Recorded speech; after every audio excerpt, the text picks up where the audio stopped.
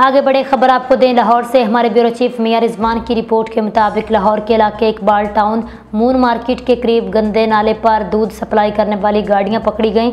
इन गाड़ियों में ऐसा खालिस दूध मौजूद था जो दरअसल खालिस केमिकल से तैयार किया गया था। ये जाली दूध लाहौर के पोश इलाकों और मशहूर कैफ़े हत्ता के कोयटा चाय कैफ़े जैसी जगहों पर सप्लाई किया जाना था।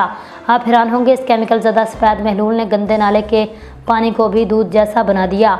सोचने की बात है, ये जहर अवाम के पेट में जाने वाला था, लेकिन सलाम है पंजाब फूड अथॉरिटी के सब इंस्पेक्टर को जिसने रिश्वत की मद में पेश किए गए 20 लाख रुपए को ठुकरा दिया। ऐसे ईमानदार अफसरान ही अदारों का वकार हैं। अफसोस के साथ कहना पड़ता है, चंद गंदे अनासर की वजह से पूरा अदारा बदनाम होता है।